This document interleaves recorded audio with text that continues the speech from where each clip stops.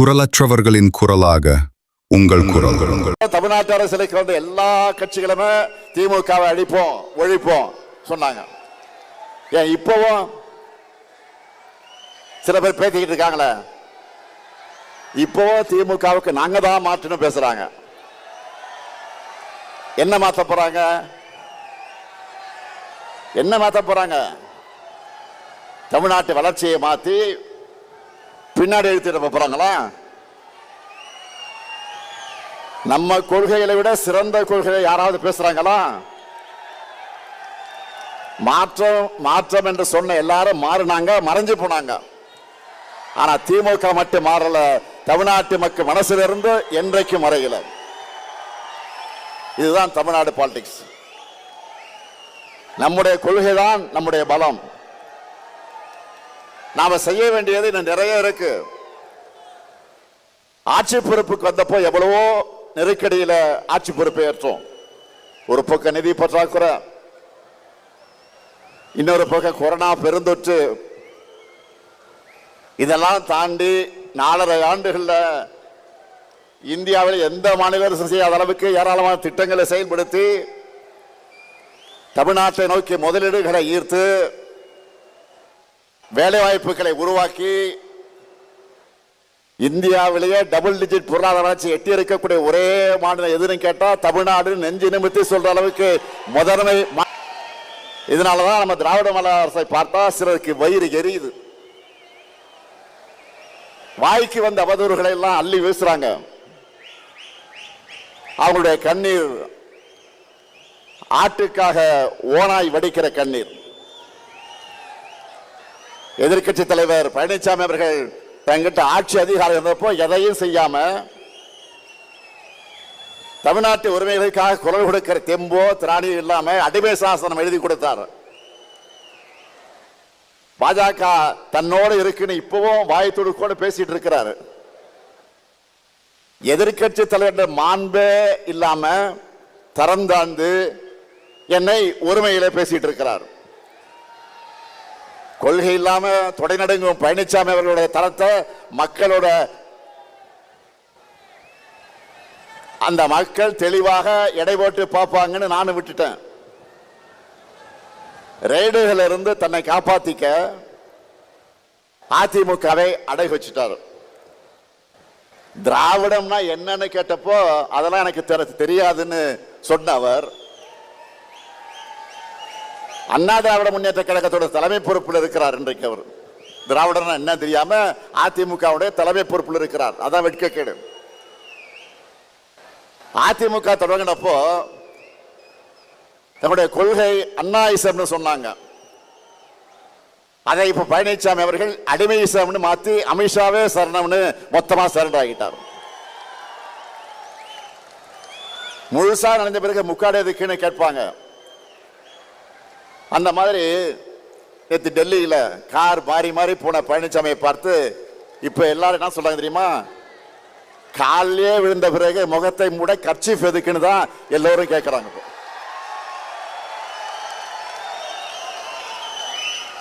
இதுல அவருடைய திறந்தாழ்ந்த பேச்சுக்கெல்லாம் நான் பதில் சொல்லணுமா? தேவையில்லைதான். ஆனா மக்களாட்சியில மக்களுக்கு மதிப்பளிச்சு பதிலளிக்க வேண்டிய பொறுப்பு கடமையும் நமக்கு இருக்கு.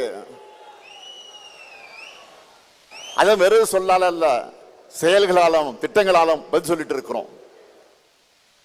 கலைஞர் மகளிர் உரிமை திட்டம், விடியல் பயண திட்டம், காலை உணவு திட்டம், புதுமை பெண் திட்டம், தமிழ் புதல்வன் திட்டம், நான் முதல்வன் திட்டம், மக்களை தேடி மருத்துவம், இன்னுயிர் காப்போம், நம்மை காக்க 48, ஊட்டச்சத்தை உறுதி செய், தோழி விடுது, கலைஞர் கனவு இல்லம், உங்களுடன் ஸ்டாலின், நலங்காக்கும் ஸ்டாலின், தாயுமானவர் திட்டம், அன்பு கரங்கள்னு லிஸ்ட் பெருசா இருக்கு. என்னுடைய பலன்களை பத்தி நான் சொல்றதை விட இந்த பயன்களை பத்தி நான் சொல்றதை விட கோடிக்கணக்கான மக்களை தினமும் சொல்லிக்கிட்டு இருக்கிறாங்க. அது மட்டுமல்ல, ஒன்றிய பாஜக அரசோட மக்கள் விரோத செயல்பாடு அனைத்தையும் துணிச்சலா நேருக்கு நேர் ஏத்துக்கிட்டு இருக்கிறோம். தொகுதி மறைவரன்னு சொன்ன உடனே அதை எதிர்த்து நிற்கிறோம். கவர்னரை வச்சு நம்மை முடக்க நினைச்சா சட்ட ரீதியா அதை எதிர்த்து நிற்கிறோம். முக்கியமா மாநிலங்கள் தான் வலிமையான நாட்டுக்கு அடித்தல் என்பதை அழுத்த நிறுத்தமா சொல்ல மத்திய அரசு இல்ல ஒன்றிய அரசுன்னு அழுத்தி சொல்றோம். இப்படி போராடி போராடி தமிழர்களை தமிழ்நாட்டை தலை நிமிர்த்துகிறோம். இப்படி தலை நிமிர்ந்த தமிழ்நாட்டை ஒரு நாளும் தலைகுனிய விட மாட்டோம். அதனால்தான் சொல்றேன், பேரறிஞர் அண்ணாவுடைய கொள்கை பட்டாளமே, தலைவர் கலைஞருடைய உயிரினும் உயிரான உடன்பிறப்புகளே, தனி நபர்கள் தோன்றுவார்கள் மறைவார்கள், கட்சிகள் வரும் போகும், ஆனா தமிழ்நாட்டினுடைய தனிப்பெருமை நிரந்தரமானது. தமிழ் மொழியுடைய சீரழிமை நிரந்தரமானது. நம்முடைய மக்களுடைய உரிமை காக்கப்படணும். இந்த தமிழ் மண் தான் நமக்கு எல்லாத்தையும் கொடுத்துச்சு. இந்த மண்ணை காக்கிற பொறுப்பு கடமையும் நமக்குத்தான் இருக்கு. டெல்லி நம்ம மேல எப்படியெல்லாம் ஆதிக்கம் செலுத்துறாங்க, ஒன்றா ரெண்டா இந்தி மொழியை திணிக்கிறாங்க. நம் மாணவர்களை பலி வாங்கக்கூடிய நீட் தேர்விலிருந்து விலக்கு தர மறுக்கிறாங்க. நம்ம பசங்க படிக்கிறதுக்கான கல்வி நிலையை கூட விடுவிக்க மறுக்கிறாங்க. கீழடையின் தொன்மையை மறைக்கிறாங்க. வாக்காளர் பட்டியல் திருத்தம் என்ற பெயர்ல நம்மோட வாக்குரிமையை பறிக்கிறாங்க. ஆனால் அன்னாலும் சரி இன்னாலும் சரி என்னாலுமே அடக்கு முறைக்கு இங்கே நோ என்ட்ரி தான். ஆதிக்கத்துக்கு இங்கே நோ என்ட்ரி தான். திணிப்புக்கு இங்கே நோ என்ட்ரி தான். மொத்தத்தில் இங்க பாஜகவுக்கு நோ என்ட்ரி தான்.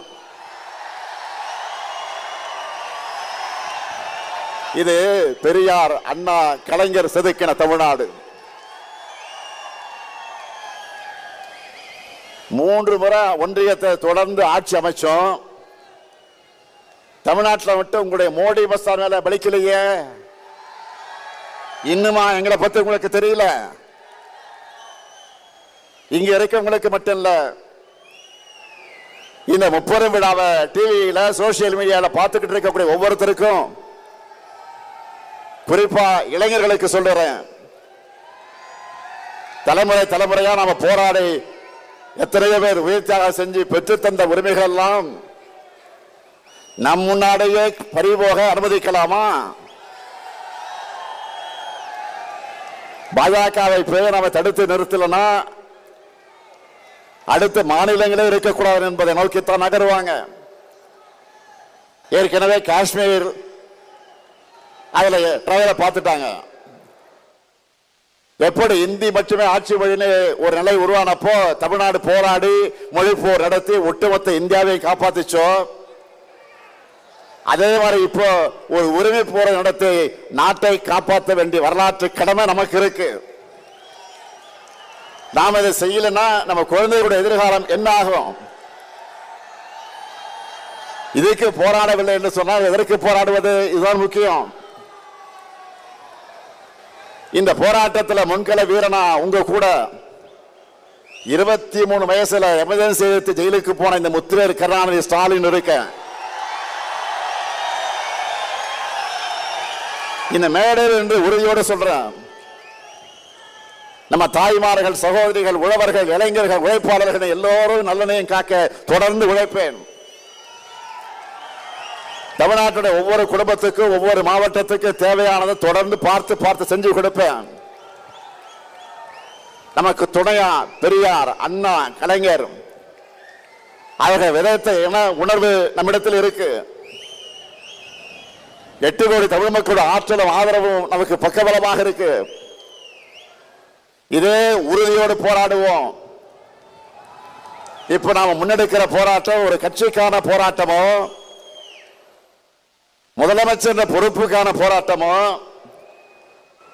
ஆட்சி அதிகாரத்திற்கான போராட்டமோ இல்லை. தமிழ்நாட்டு மக்களுக்கான போராட்டம், தமிழ்நாட்டுக்கான போராட்டம். இதுக்கு தமிழ்நாடு முழுக்க ஓரணையில் திரளணும். இந்த கரூர் மண்ணில் நின்று தந்தை பெரியார் பிறந்த நாள்ல உறக்க சொல்வோம், தமிழ்நாட்டை தலைகுனிய விடமாட்டேன். டெல்லிக்கு கேட்கிற மாதிரி எல்லாரும் சேர்ந்து சொல்லணும். தமிழ்நாட்டை தலைகுனிய விடமாட்டேன். தமிழ்நாட்டை தலைகுனிய விடமாட்டேன். தமிழ்நாட்டை தலைகுனிய விடமாட்டேன். தமிழ்நாடு போராடும், தமிழ்நாடு வெல்லும், தமிழ்நாடு போராடும், தமிழ்நாடு வெல்லும். விடைபெறுவதற்கு முன்னாடி உங்கள் அத்தனை பேருக்கு ஒரு அன்பான வேண்டுகோள். பல்வேறு பகுதிகளிலிருந்து வந்திருக்கீங்க. உடன்பிறப்புக்கு எல்லோரும் ஊருக்கு திரும்புகிற நேரத்தில் பத்திரமாக நீங்கள் வீட்டுக்கு திரும்பணும். அதிக பயணங்கள் வேண்டாம். பத்திரமாக வீட்டுக்கு போங்க. நன்றி, நன்றி, வணக்கம்.